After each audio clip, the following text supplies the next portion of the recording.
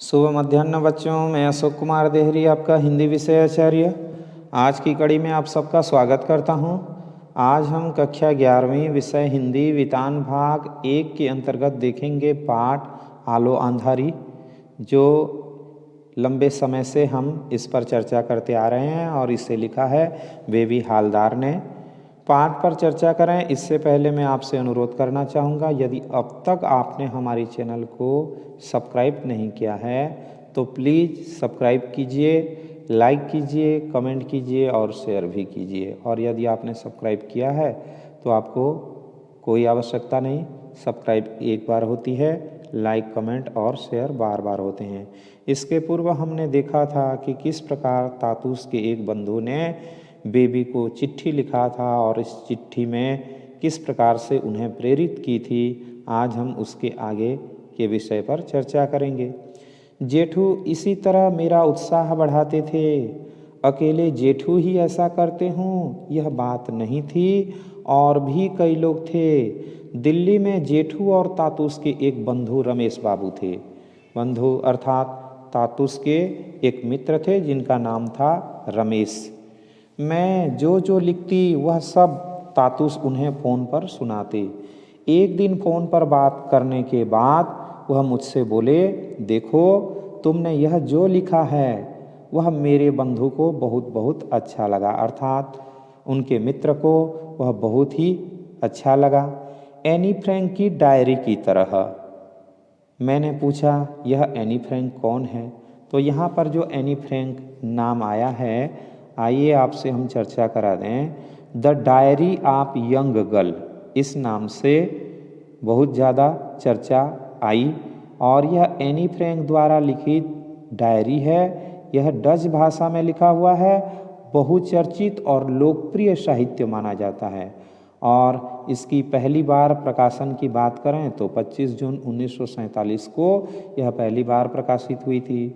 और यह जो एनी फ्रैंक है उसने अपने 13 साल या 14 साल के उम्र में, कहने का अभिप्राय 22 जून 1942 से लेकर के 1 अगस्त 1944 के बीच में उनके ज़िंदगी में जो जो घटनाएं घटी थी उन सभी घटनाओं का ब्यौरा इस डायरी में मिलेगा। और एनी फ्रैंक के बारे में आप कक्षा 12वीं में पढ़ेंगे भी। तो यहाँ पर तातूस कहते हैं कि उनको जिस प्रकार से एनी फ्रैंक की डायरी सुप्रसिद्ध हुई थी उसी प्रकार से बेबी की डायरी भी लग रही थी। तातूस ने तब मुझे उसके बारे में बताया और एक पत्रिका निकालकर उसमें से उसकी डायरी के कुछ अंश पढ़कर सुनाए। सुनकर उस लड़की से बहुत माया हुई, अर्थात उस लड़की के प्रति बहुत ही दया आई। शर्मिला दी भी मेरा उत्साह बढ़ाती थी।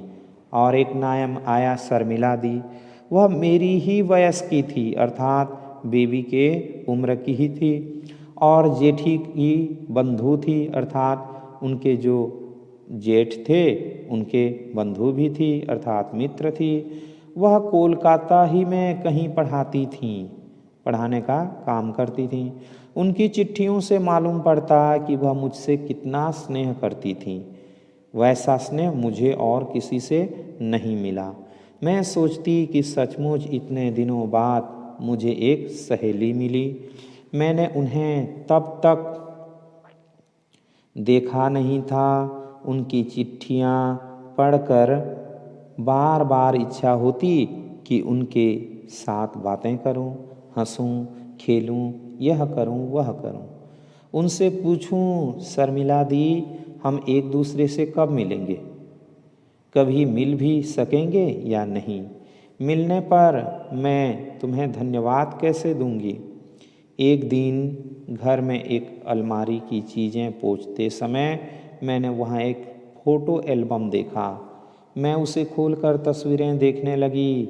उसमें अर्जुन दा के बंधुओं की तस्वीरें थी। एक तस्वीर में जेठू थे, उनकी एक तरफ शर्मिला दी और दूसरी तरफ अर्जुन दा। एक और तस्वीर में जेठू के पास शर्मिला दी और सुखदीप दा बैठे थे।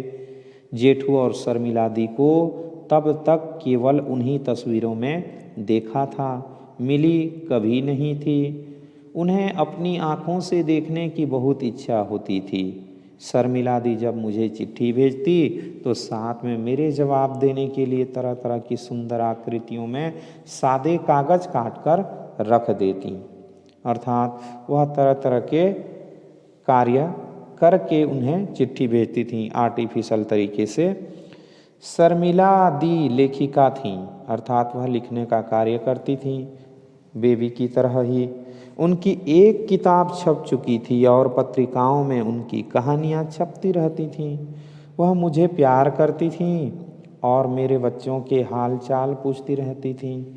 कभी कभी मैं सोचती कि कहाँ उन जैसी पढ़ी लिखी लड़की और कहाँ मैं। चिट्ठियों में हम जो बातें करते हैं वह शायद मिलने पर न हो। फिर सोचती कि मिलने पर शायद हम दोनों और भी अधिक बातें करें। यह तो स्थिति पर निर्भर होता है कि कौन कितना बातें कर सकते हैं या बातें करने वाले हैं। मेरा उत्साह बढ़ाने वालों में जेठू के एक बंगाली बंधु आनंद भी थे। जेठू के घर पर मेरी किताब का पहला खंड पढ़कर उन्होंने मुझे लिखा, आपकी रचना मुझे अच्छी लगी। स्वयं के जीवन की विभिन्न स्मरणीय घटनाओं को सहज भाव से लेखन के माध्यम से सामने रखना बहुतों के निकट शायद संभव नहीं। अर्थात इस प्रकार के कार्य भले ही अपने ही जीवन के घटनाएं क्यों न हों, उनको भली भांति स्मरण करके लिख पाना असंभव है। और जो कि बेबी कम पढ़ी लिखी होने के बावजूद भी और शिक्षा से उसका दूर दूर तक का नाता न होने के बावजूद भी ऐसा कार्य कर रही थी, ये वास्तव में एक प्रकार से चुनौती भरा कार्य था। अपनी इस सुंदर कोशिश को कभी बंद न करें। अभ्यास और कोशिश से संभव है कि आप हमें कभी कुछ असाधारण दे सकें। अर्थात इस प्रकार से प्रयास करती रहेंगी तो जो पाठकों की रुचि है उस रुचि के अनुरूप कोई बहुत ही अच्छी पाठ्य दे सकती हैं। नारी अत्याचार, असुविधा, दुर्दशा और उनके आर्थिक कष्ट के बारे में भी आप सोचें और लिखने की चेष्टा करें। इस प्रकार से लेखन के नए नए बिंदु भी उनके सामने रख दिए। मेरी शुभकामना आपके साथ है। इस चिट्ठी के साथ आनंद बाबू ने मुझे अपना एक लेख भी भेजा था। उस लेख को पढ़कर मुझे अच्छा लगा था। वह पूरा का पूरा मेरी समझ में आ गया हो ऐसी बात नहीं थी। मेरे कहने पर तातुस ने वह मुझे समझाया था, फिर भी कुछ दिमाग में घुसा और कुछ नहीं घुसा। इतने सारे लोगों के उत्साहित करने के, साहस दिलाने के बाद भी मैं सोचती रहती कि कभी कुछ ठीक से लिख भी पाऊंगी या नहीं। अर्थात उन्हें पूरी तरह से विश्वास नहीं था कि यह जो लेखन का कार्य है उसमें सफल हो पाएंगी, परंतु वह इस कार्य को करती रही। इसी बीच एक दिन मेरे बाबा सवेरे सवेरे आ पहुँचे। मैं उस समय किचन में थी, अर्थात रसोई में थी। खिड़की से मैंने एक व्यक्ति को साइकिल से उतरते देखा। मैं ठीक से पहचान नहीं पाई। उसने घंटी बजाई तो काफ़ी देर बाद मैं बाहर निकली। मुझे देखकर बाबा ने पूछा, कैसी है बेटा? मैं बोली, बाबू आपके शरीर का यह हाल कैसे हो गया? बाबा बोले, कहाँ, कुछ भी तो नहीं हुआ। बच्चे कैसे हैं? मैंने कहा, ठीक हैं, सब ठीक हैं, स्कूल गए हैं। मैं तातुस के पास दौड़ गई और बताया कि मेरे बाबा आए हैं। तातुस बोले, उन्हें घर में बिठाओ। किसी को भी ऐसी खुशी होती है जब अपने कोई आ जाते हैं, इसीलिए बेबी भी अपने तातुस के यहाँ दौड़ कर चली गई। अपने बाबा के लिए कुछ खाना वाना तैयार करो। बाबा को मैं अपने कमरे में ले गई और पूछा, चाय बनाऊं?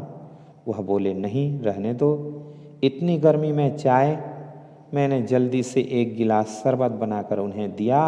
गिलास हाथ में लिए वह बोले, तू भी थोड़ा ले बेटा। मैंने कहा, नहीं बाबू, मैंने अभी अभी चाय पी है। माँ कैसी है? वह बोले, ठीक है, तुम्हारी बहुत याद करती है। मैंने सोचा, करेगी क्यों नहीं, 2 वर्ष जो हुए जा रहे हैं और अभी तक दूरी के कारण मिलना जुलना नहीं हो सका। अभी 2-1 दिन के लिए वहाँ चली जाऊँ तो शायद वही झगड़े फिर शुरू हो जाएं। मैं अब और वही सब भोगने को तैयार नहीं। यहाँ आकर इतना तो मैं समझ गई हूँ कि आदमी हो या औरत, सभी अपने पेट की चिंता स्वयं करते हैं और एक ही जैसा खटते कमाते हैं। यही समझ पहले आ गई होती तो उसी हिसाब से मैं अपनी व्यवस्था कर लेती और तब शायद मुझे उतना कष्ट नहीं भोगना पड़ता। अब बेबी को एहसास हो रहा है कि वह अपने पति के जो ज़्यादतियाँ थी उनको बेकार में सहती रही। पहले जान लेती, उससे अलग हो जाती और अपने दिनचर्या को देखती तो उस प्रकार के कष्ट उसको भोगने न पड़ते। बाबा के साथ इधर उधर की काफ़ी बातें करते करते मैंने पूछा, कोलकाता की क्या खबर है? मेरा भाई कैसा है?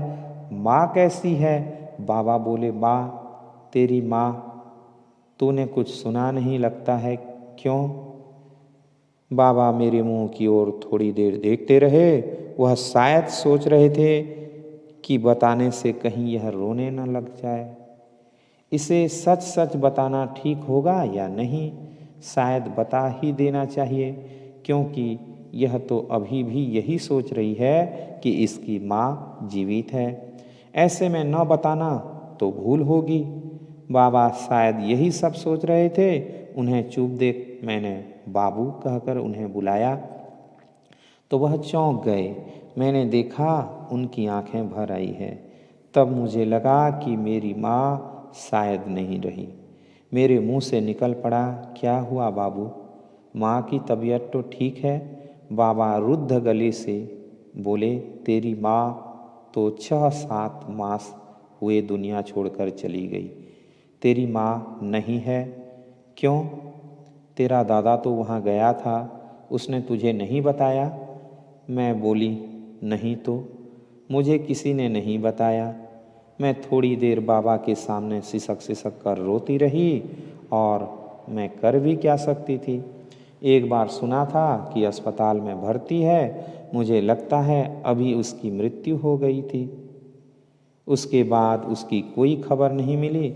सभी को सारी जानकारी रहती है, लेकिन मुझे कोई कुछ नहीं बताता।